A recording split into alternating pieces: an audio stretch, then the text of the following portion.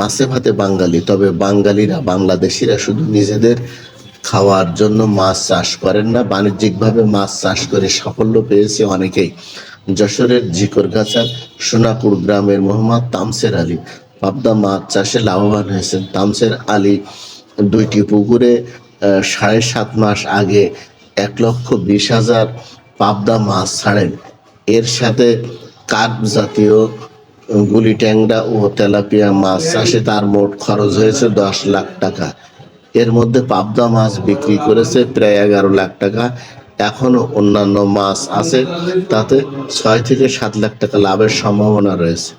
আমার 1 একর 20 শতক জমিতে পাবদা চাষ আছে। মোট খরচ 10-এর সামথিং বেশি, 10,20,000, কিন্তু আজকে মাছ বিক্রি হচ্ছে 12 লাখের উপরে। আরও সাদা মাছ দিয়ে অন্য তেলাপিয়া মাছ, রুই মাছ, মিরগি মাছ, কাতলা মাছ বিক্রি করে দেখা যাচ্ছে আরও 8 লাখ টাকা দিতে হবে।